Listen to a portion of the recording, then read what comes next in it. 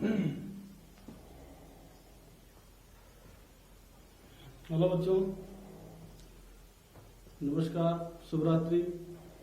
सबसे पहले तो आप सबको वेलकम हमारे चैनल में।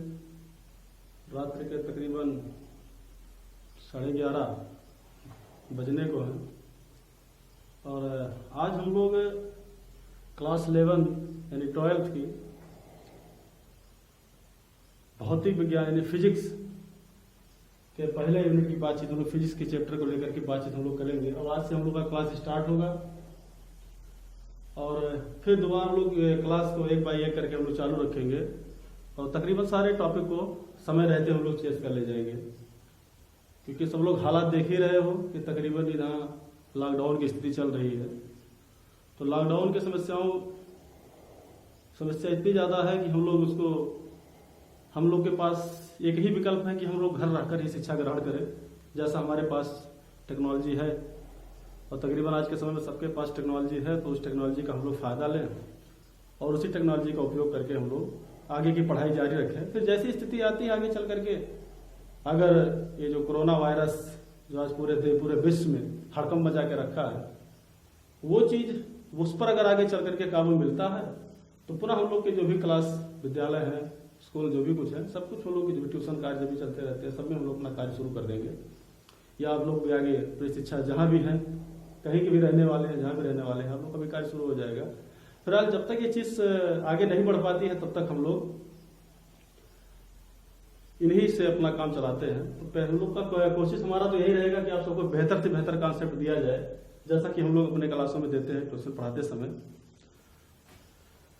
तो बिल्कुल आप लोग आज का जो हमारा लेक्चर रहेगा तो आज बेसिक रहेगा। आज तो उस चैप्टर का इंट्रोडक्शन है, जैसा कि आप लोग अगर कुछ आपके अप्रैल में जो भी क्लास, तो जो भी बच्चे 11 से 12 में गए होंगे तो उनका तो खास करके क्लास तो इशू नहीं किया गया होगा, चलाया नहीं गया होगा, क्योंकि तकरीबन फरवरी के बाद मार्च के स्टार्ट में समस्या शुरू हो गई थी, तो नया सत्र शुरू नहीं हो पाया है। तो बच्चों के लिए सारी चीज़ें अननोन है, तो उनके लिए थोड़ा सा हम आज का जो चैप्टर रहेगा कुछ बेसिक है, कुछ बेसिक जानकारी आपको बताएंगे। बाकी नेक्स्ट डे अगर कल से अगला वीडियो स्टार्ट होगा जो आपको चैप्टर बाय चैप्टर चलेगा। तो आपके जानकारी के लिए बता दें कि हम लोग को जो फर्स्ट पेपर में पढ़ना है वो खास करके 3 यूनिट चलेगी, हमारी 3 साइड चलता रहता है। एक है स्थिर वैद्युतिकी, जिसको हम लोग इलेक्ट्रोस्टैटिक्स बोलते हैं। दूसरा आपका रहेगा मैग्नेटिज्म, जो चुंबकत्व के नाम से चलता है।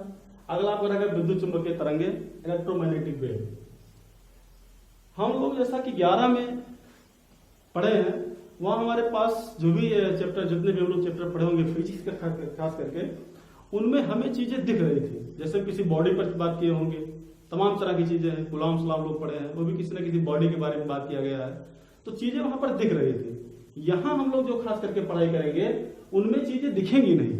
जो चीजें हमारे सामने रहेंगी, जैसे चार्ज का नाम लिया जाएगा, तो वो सब सारी चीजें दिखेंगी नहीं, बस केवल हम लोग को अनुभव के आधार पर पढ़ना रहता है। और ये तीनों चैप्टर आप लोग देख रहे हैं, जो भी तीनों यूनिट देख रहे हैं, जो हम लोग फर्स्ट पेपर के लिए लिखे हुए हैं, इसके अंतर्गत कई चैप्टर आएंगे आपके। इसमें इलेक्ट्रोस्टैटिक्स, इसमें भी चार्ज का ही खेल है। मैग्नेटिज्म वही चार्ज रहेगा, लेकिन उसका स्वरूप चेंज रहेगा, उसके तरीके बदल जाएंगे, उसके बिहेवियर बदल जाएंगे। ये आपका इलेक्ट्रोमैग्नेटिक वेव जो है, यहां करके चार्ज की स्थिति और बदल जाएगी।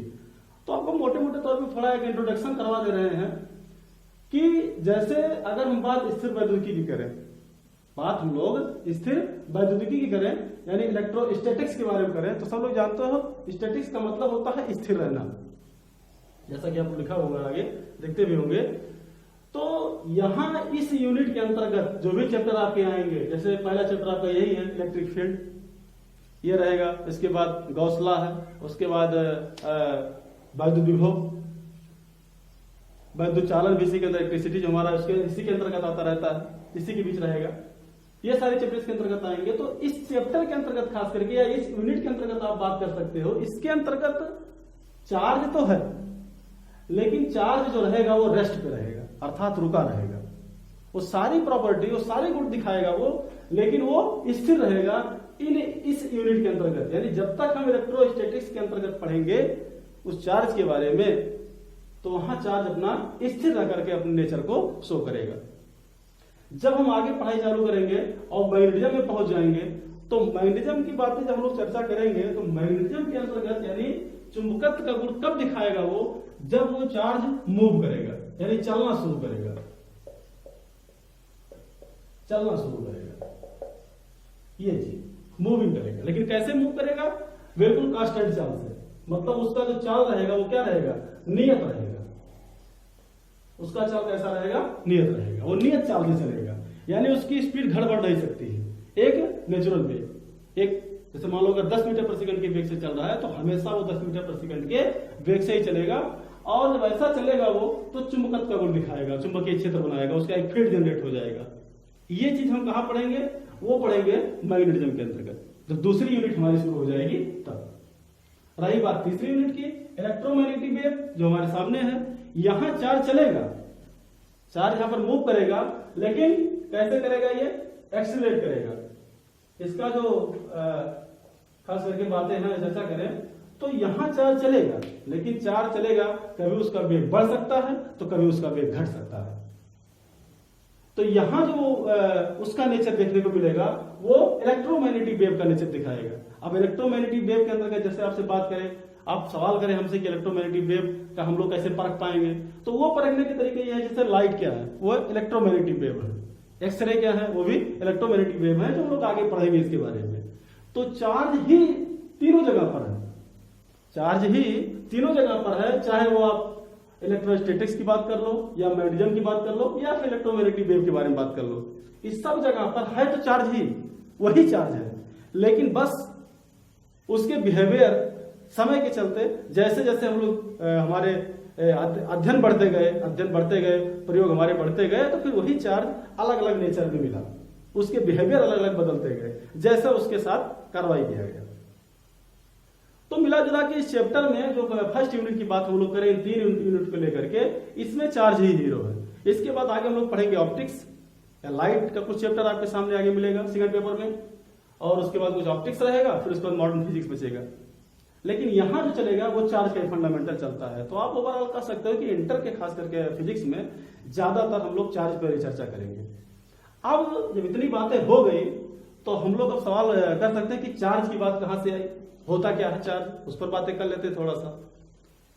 तो चार्ज के बारे में जब बात हुई तो जैसे होता है कि कुछ समय बीता तो एक तकरीबन जैसे आप देख रहे होंगे कि 2500 वर्ष पहले की बात है, इसमें बहुत पहले एक यूनानी दार्शनिक थे जिनका नाम था थेल्स।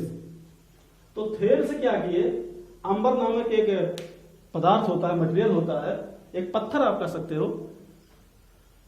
उस पत्थर को उन्होंने किसी कपड़े से, यानी ऊन के बारे में चर्चा किया गया, तो उससे वो रफ किए, मतलब रगड़े। तो रगड़ने के बाद उन्होंने देखा क्या कि वो छोटे छोटे जो भी कागज के तिनके होते हैं, टुकड़े होते हैं, उनको अपनी तरफ अट्रैक्ट करता था, मतलब खींचता था। तो उस समय उन्होंने बताया कि जब हमने इसको यानी अंबर नामक पदार्थ को ऊन से रगड़े हम लोग या रफ किए, तो वो छोटे छोटे तिनके को, अब तिनके के अंदर समझ ना बहुत हल्की वस्तु है, मतलब बहुत हल्की चीज पर, उन चीजों को अपनी तरफ अट्रैक्ट कर रहा है, मतलब खींच रहा है। लेकिन तब उनके बातों को कोई विशेष जोर नहीं दिया जब वो चर्चा किए, या आप ये कह सकते हो शब्द में कि तब उनके बातों की कोई वैल्यू नहीं दी गई। समय बीतता गया, बाद में 1600 में इंग्लैंड के एक वैज्ञानिक डॉक्टर गिलबर्ट करके हैं, जिन्होंने बताया कि जो घटना वो फिर से देखे थे अंबर नामक पदार्थ को लेकर के, उन्होंने कहा अंबर ही नहीं, काज आपका भी है, अबरूस की भी छड़ है, लाख इत्यादि बहुत सारे गंधक और भी कुछ लोग हैं, कुछ पदार्थ हैं, ऐसे मटेरियल हैं जिनके ऊपर रगड़ने से उनके अंदर भी क्षमता आ जाती है कि वो छोटे छोटे तिनके को अपनी तरफ खींचने की क्षमता रखते हैं, खींचना शुरू कर देते हैं। तो उस समय जैसा कि थेल्स ने कहा था इसी, तो बताया थेल्स ने केवल अंबर नामक पदार्थ का नाम लिया, लेकिन उसके अलावा ये सब भी है जिनको हम लोग रगड़ते हैं तो अपनी तरफ वस्तुओं को खींचना शुरू कर देते हैं। अच्छा, ये बात समझ में आई तो हम लोग जब ये चीजें हो गई खींचते हैं, तो इसका मतलब ये हुआ कि जब हम उनको किसी चीज से रगड़ते हैं तो एक तरह से चार्ज हो जाता है, या इसके अंदर मतलब एक एनर्जी आ जाती है। जैसे हम किसी चीज खींच रहे हैं तो फोर्स लगाना पड़ेगा, तो अगर वो तिनके को, छोटे छोटे तिनके को अपनी तरफ खींच रहा है, तो इसका मतलब वो एनर्जी, उसके अंदर एनर्जी डेवलप हो गया, मतलब बल आ गया। और बलपूर्वक खींच रहा है वो, क्योंकि बगैर बल के तो हम खींच नहीं सकते, हमारे पास फोर्स होना चाहिए। तो उसके पहले जैसा कि हम लोग आगे पढ़े थे, न्यूटन का जो रिसर्च था, न्यूटन के अनुसार, तो न्यूटन ने गुरुत्वीय बल का चर्चा वहां पर किए थे, गुरुत्वाकर्षण बल के बारे में चर्चा किए थे, ग्रेविटेशनल फोर्स के बारे में। तो बताया गया कि हाँ ये जो बल है आपका, जैसे गुरुत्वाकर्षण बल है, उस बल के अंतर्गत बताया गया था कि दो मास अगर एक दूसरे के नजदीक है तो उनके बीच फोर्स कार्य करता है। वो बात समझ में आ रही थी सबको। इसमें देखा गया कि इसमें हम किसी चीज को, कांच की चीज को हम रगड़ रहे हैं, या फिर आमूस की छड़ को हम रगड़ रहे हैं, या फिर आप अंबर नामक पदार्थ को किसी क्लॉथ से हम लोग कपड़े से रगड़ रहे हैं, तो उसके अंदर खींचने की क्षमता आ जाती है। तो ये तो कुछ नया फोर्स दिख रहा है भाई, ये फील्ड फोर्स तो हो नहीं सकता, इसको तो अलग फोर्स दिख रहा है। जैसे वो तो फील्ड फोर्स था, जैसे कहने का मतलब क्या हुआ कि गुरुत्वीय, जैसे हम पेन को नीचे की तरफ गिरा रहे हैं, तो ये पृथ्वी एक गुरुत्वाकर्षण बल लगाती है, तो पृथ्वी के द्वारा वो एक गुरुत्वीय क्षेत्र होता है कि वहां तक अगर हम पेन गिराएंगे तो नीचे ही आएगी। तो ये मतलब ये सबके दिमाग में आया कि रगड़ रहे हैं जब हम किसी चीज को, लेकिन वहां न्यूटन ने ये नहीं कहा था किसी दो वस्तुओं को हम रगड़ेंगे तो रगड़ने से उसके अंदर एनर्जी आ जाती है, वो चीज तो लोग देखे नहीं थे, लेकिन यहां देखा कि हम रगड़ रहे हैं किसी चीज को। तो यानी जब हम किसी दो वस्तुओं को आपस में रगड़ते हैं तो घर्षण से उनके अंदर एक एनर्जी डेवलप हो जाती है, या उसके अंदर एक बल आ जाता है जिससे वो खींचना शुरू कर देता है। तो वैज्ञानिक सोचने के लिए मजबूर हो गए, इसका मतलब ये कुछ नए तरह का फोर्स है।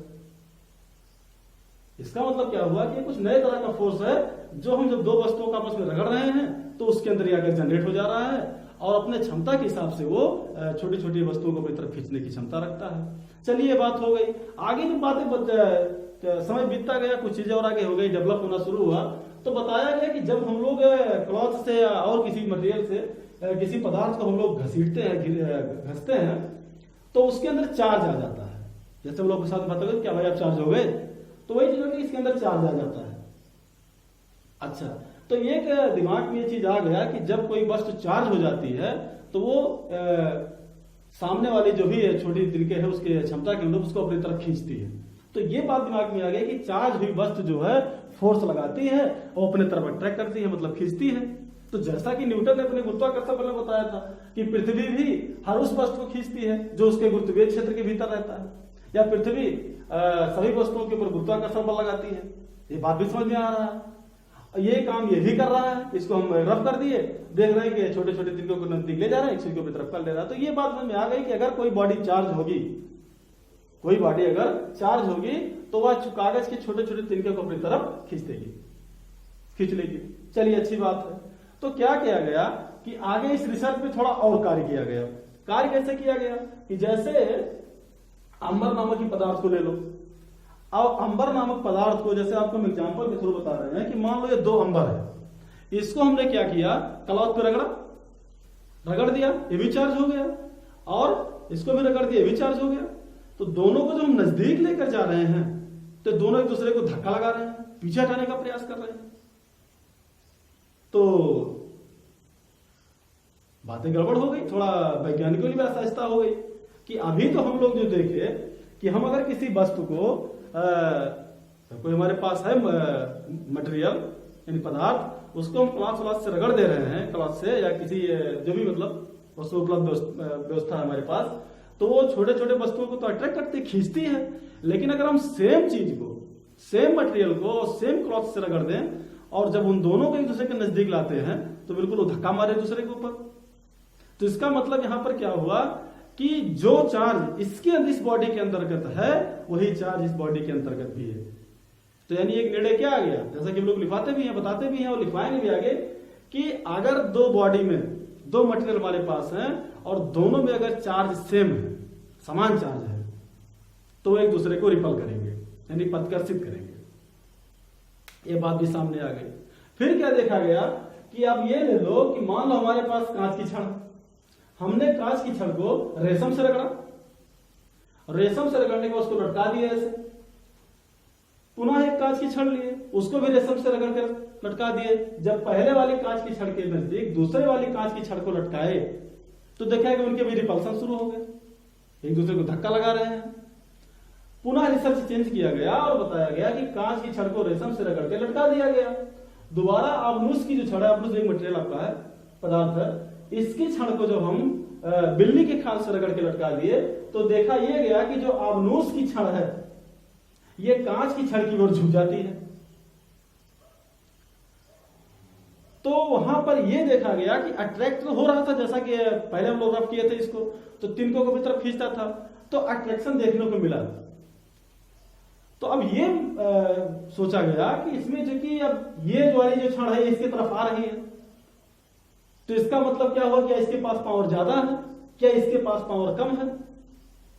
लेकिन कुछ और चीज और क्या देखा गया, मजेदार घटना ये देखने को मिली कि जब कांच की छड़ के नजदीक या मनुष्य की छड़ आकर चिपक जाती है, उसके बाद फिर इस छड़ को लेकर के कहीं और हम ले जाकर, या मान लो दोबारा मनुष्य की कोई छड़ लटका है उसको रफ करके लटका दिए हैं, फिर उसके नजदीक लेकर हम जाते हैं, तो फिर दोबारा लेकर जब जाते हैं तो देखा जाता है फिर इसका प्रभाव निरस्त हो जाता है। कहने का मतलब ये हुआ कि जैसे ये मान लो समझने के लिए ये कांच की छड़ है और ये आपकी अबरूस की छड़ है, तो दोनों को जब अलग अलग क्लॉथ से रफ किए तो लेकर जब गए तो मान लो कांच की छड़ है या आपकी है अबरूस की छड़ है, तो नजदीक लेकर गए तो ये इसको खींच लिया, इस तरह का हो गया। तो ये दोनों बॉडी क्या हो गए, आपस में मिल गए। अब इस दोनों बॉडी को जब हम तीसरी मान लो हमारे पास कोई कांच की छड़ है उसके नजदीक लेकर जाते थे, रफ किया हुआ है, चार्ज की हुई है, तो फिर इनका जो प्रभाव है, या आप डिसाइड कर सकते हो कि वो जो कांच जो ऑलरेडी चार्ज है उसका भी कोई प्रभाव इनके ऊपर नहीं पड़ता है।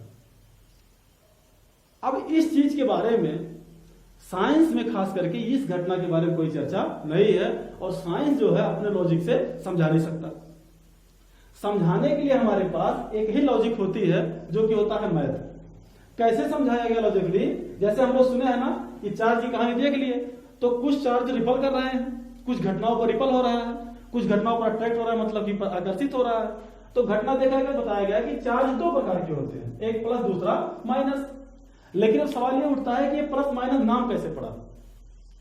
तो नाम ऐसे इस तरह बताने का प्रयास किया गया, एक लॉजिक ढूंढा गया, बाकी रिसर्च नहीं है, एक लॉजिक बनाया गया, मैथमेटिकल लॉजिक। एक वैज्ञानिक है जिनका नाम था फ्रैंकलिन है, वो बड़े बुद्धिमान स्वभाव के हैं, और उन्होंने अपना एक मैथमेटिकल तर्क बताया, एक तर्क दिए उस पर कि केवल मैथ में ही संभव है कि जब प्लस में माइनस आकर मिल जाएगा तो जो भी वैल्यू आएगी वो जीरो हो जाएगी। मैथ में कोई संभव चीज है, समझने का प्रयास करिएगा सब लोग ध्यान से, क्योंकि ये चीज यदि कोई बताने को बताएंगे आप, दो प्रकार के होते हैं, एक प्लस होता है दूसरा माइनस होता है। लेकिन कैसे ये बताया गया, इसका मतलब ये हुआ कि वो मैथ ही समझा सकती है, साइंस इस चीज को नहीं समझा पाएगी। किताबों में दे देता है कि जब कांच की छड़ की तरफ अब उसकी छड़ झुक जाती है तो पहले वाला धनावेश दूसरे वाला ऋणावेश, लेकिन आप इस तरह नहीं समझा पाओगे, और उस तरह कोई नहीं बता सकता है कि कौन धनावेश है कौन ऋणावेश है। हाँ, ये लॉजिक आपको समझा सकता है। क्यों ऐसा कहा गया, क्यों, क्योंकि जब कांच की छड़ के नजदीक या कांच की छड़ से आबरूस की छड़ आकर चिपक जाती है तो ये न्यूट्रल हो जाती है, अर्थात इस पर चार्ज जो है वो शून्य दिखाना शुरू कर देता है। अब इस दोनों बॉडी को किसी चार्ज बॉडी के सामने हम लोग लेकर जाते हैं तो ये तो अट्रैक्ट कर रहा है और ना तो रिपल करता है, इसका मतलब शून्य हुआ। और ये भी अगर प्लस से माइनस मिलेगा तो जीरो ही हो जाएगा, जैसे हमारे पास प्लस एक है और माइनस एक है तो कट के जीरो हो जाएगा। तो ये लॉजिक बना इन चार्जों का नाम प्लस और माइनस रखने में। बात समझना है, समझते जरूर चलिएगा। तो इस तरह से बाद में पता चला कि चार्ज दो प्रकार के होते हैं, और एक प्लस होता है दूसरा माइनस होता है, धनावेश और ऋणावेश। अब आगे की जब बात आगे बढ़ाई गई चार्ज के बारे में, तो इसके बारे में चर्चा आगे बढ़ी। तो चार्ज बहुत छोटा पार्टिकल होता है, आप समझना कि बहुत छोटा होता है, मतलब आप जितना छोटा समझ लेना उसकी प्रॉपर्टी को हम लोग अलग नहीं कर सकते हैं। इतनी बात जब चार्ज के बारे में चर्चा होगी, कैसे कैसे घटनाएं घटित हुई। अच्छा, इतनी बात हो गई। अब चार्ज की आगे चलने की बात की गई, तो थोड़ा इनके हम बेसिक प्रॉपर्टी पर चले आते हैं कि ये जो इलेक्ट्रॉन है, यही तरह से आप इलेक्ट्रॉनिक थ्योरी अगर आप उठाओगे तो आप बहुत उसमें हम लोग नहीं पढ़ने वाले हैं, क्योंकि आप लोग 9-10 से ही पढ़ते चले आए हैं कि हमारे पास एक आइटम होता है, आइटम के अंतर्गत न्यूक्लियस होता है, न्यूक्लियस से प्रोटॉन और न्यूट्रॉन होते हैं, उसके बाहर आइटम के अंतर्गत इलेक्ट्रॉन होता है, जो भी चीजें होती हैं उसमें हम लोग बेसिकली बहुत ज्यादा उसमें घुसेंगे नहीं। हम लोग का जो लॉजिक है उस पर हम लोग काम करते रहेंगे, जो भी चीजें इसमें बेहतर है। तो इलेक्ट्रॉन पर जो चार्ज होता है वो इतने का चार्ज होता है एक इलेक्ट्रॉन के ऊपर, ठीक है ना, इतने का चार्ज होता है एक इलेक्ट्रॉन के ऊपर। और प्रोटॉन के ऊपर भी इतने का चार्ज होता है, लेकिन इलेक्ट्रॉन पर माइनस का होता है, प्रोटॉन पर प्लस का होता है। जो चार्ज है उसकी SI यूनिट की अगर हम लोग बात करें तो कूलम होता है, लोग C से इसको डोनेट करते हैं। इलेक्ट्रॉन का जो मास है वो 9.1 10 की घात -31 और प्रोटॉन का जो मास है वो 10 की घात -27 किलोग्राम है। अब सवाल ये बनता है, आगे जो बात की गई कि जब हम लोग कांच हो या जो भी मतलब जिन भी पदार्थों का हम नाम लिखे हैं, इनको रगड़ने से इनके अंदर वो अट्रैक्ट करने की क्षमता आती है, तो जाता कौन है, चलता कौन है? इलेक्ट्रॉन चल रहा है, क्योंकि इसके पहले तो चर्चा हो गई थी, परमाणु के बारे में चर्चा हो गई थी, बताया गया परमाणु के अंदर इलेक्ट्रॉन भी है, प्रोटॉन भी है। तो चल कौन रहा है, कौन किस में ट्रांसफर हो रहा है? तो हम लोग 9-10 में बता दिया जाता है, सब लोग जानते हो कि चलने का क्यों काम केवल इलेक्ट्रॉन करता है। प्रोटॉन तो धनावेश से हिलता नहीं जगह से।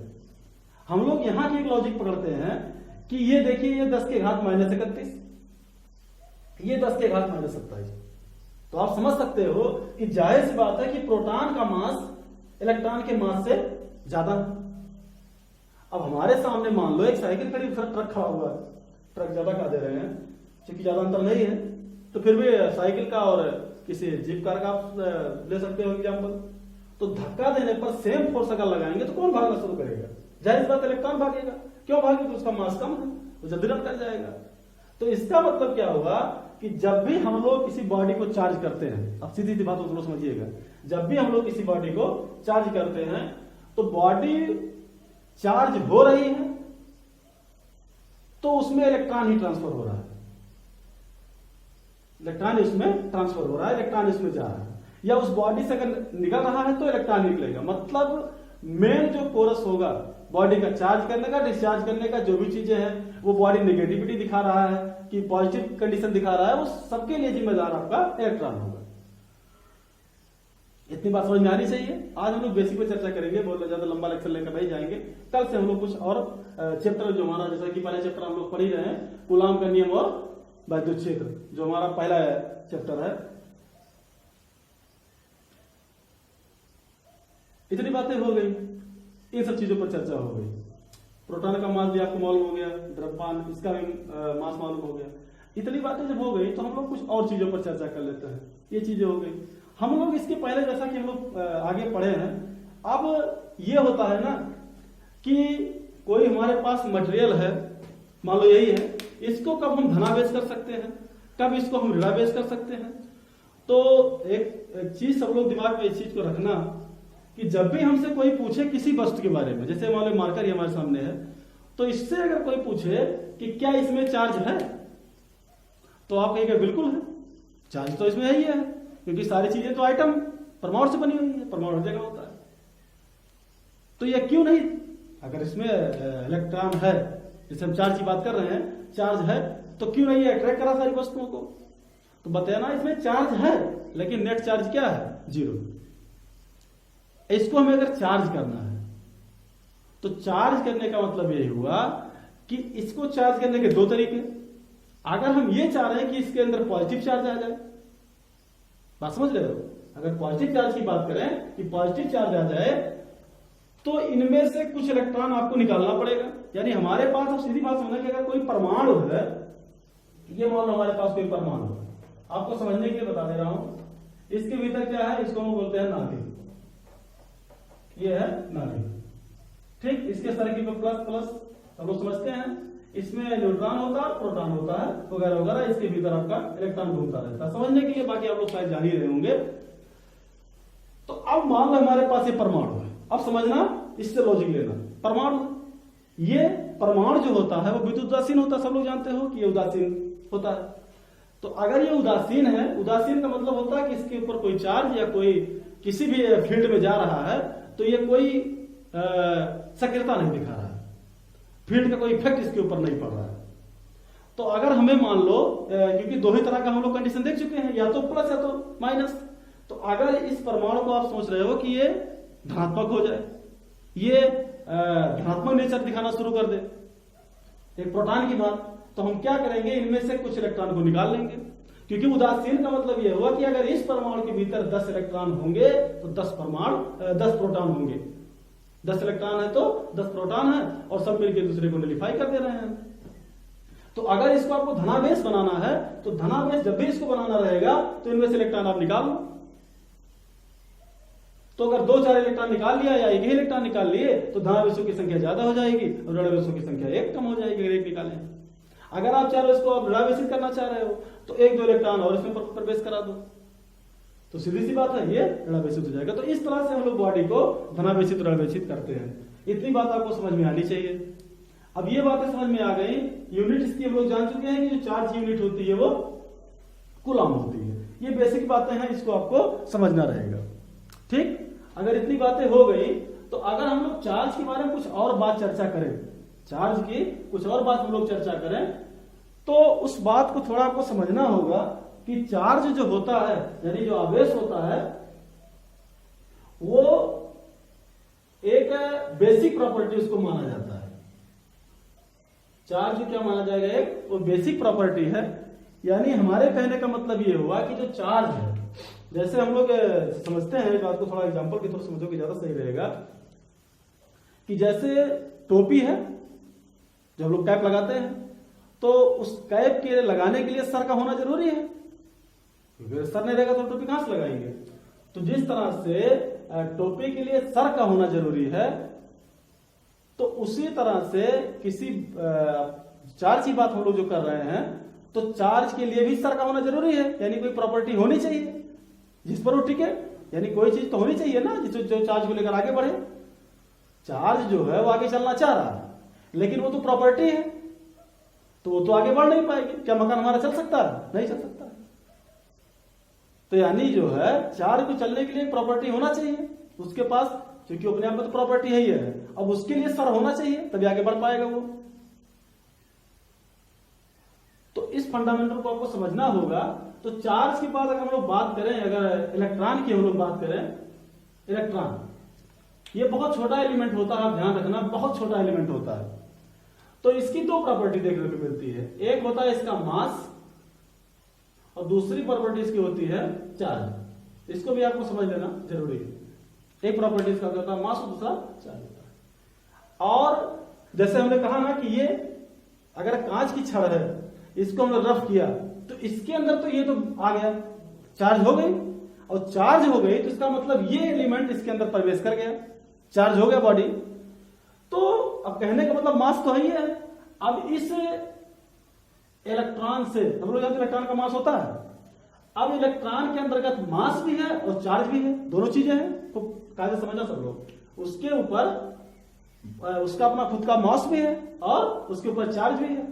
तो अगर आपके दिमाग में ये आए कि हम क्या करें, इसलिए इसकी दो प्रॉपर्टी है, एक प्रॉपर्टी अगर हटाना चाहें, जैसे अगर ये है इलेक्ट्रॉन, इनमें से मास को निकाल लें या इनके भीतर से हम चार्ज को हटा दें, तो जो कि संभव है? संभव नहीं है। उसको हम लोग निकाल नहीं सकते हैं। क्यों नहीं निकाल सकते हैं? उसके ना निकालने का कारण क्या है? क्योंकि ये है अपने आप में बहुत छोटी चीज है, मतलब सबसे सूक्ष्म है, एलिमेंट है, तत्व है। और आप लोग तत्व के बारे में पढ़े होंगे 9 में खास कर पढ़े होंगे, 11 में जो चर्चा किया जाता है कि तत्व जो होता है वो अपने आप में एक, मतलब उसको हम डिवाइड नहीं कर सकते हैं। जब भी तत्व की बात आती है अपने आप में उसको हम डिवाइड नहीं कर सकते, अलग नहीं कर सकते हैं। उसी तरह से एक तरह से इलेक्ट्रॉन भी क्या है? एक तरह से तत्व ही इसको माना जाता है। ये मिक्सड नहीं है। हम लोग उस चीज को अलग कर सकते हैं जो मिक्सड होता है, मिक्स होता है। मिक्सचर है तो उसको हम लोग अलग छांट कर सकते हैं, लेकिन ये मिक्स नहीं है। ये अपने आप में एक प्रॉपर्टी है और प्रॉपर्टी को हम लोग अलग नहीं कर पाएंगे। इसलिए ध्यान रहे, कभी ये घटनाएं सामने ना आने पाए, ये चीजें नहीं हो पाएंगी। तो आज के लेक्चर में हम लोग इन्हीं सारी चीजों पर बातचीत करेंगे। अगर थोड़ा सा और आगे बढ़ाएं हम लोग तो एक सेकंड अगर देख लिया जाए कि बहुत समय ना लंबा जाने पाए, तो जैसा कि हम लोग चार्ज के बारे में तो बातचीत कर लिए हैं, तो थोड़ा सा और अगर आप लोग ध्यान दें, थोड़ा सा और हिम्मत रखें देखने के लिए, तो थोड़ी बात और हम लोग बढ़ा लेते हैं कि जैसा कि सब लोग जानते हो कि चार्ज का जो एसआई यूनिट होता है वो कूलाम होता है। तो थोड़ा हम लोग कूलाम के बारे में चर्चा कर लेते हैं और आगे हम लोग पढ़ेंगे। कूलाम नाम के एक वैज्ञानिक भी थे जो अपने नाम पर चार्ज की यूनिट का नाम रखे थे। तो जब लोग कूलाम की बात करते हैं तो अब ये भी सवाल बनता है कि कूलाम क्या है, कूलाम का डिफिनेशन हम लोग कैसे देंगे, परिभाषा कैसे देंगे। तो जहां तक बात की जाती है कूलाम की परिभाषा को लेकर के, तो हम लोग कूलाम की परिभाषा जो देते हैं वो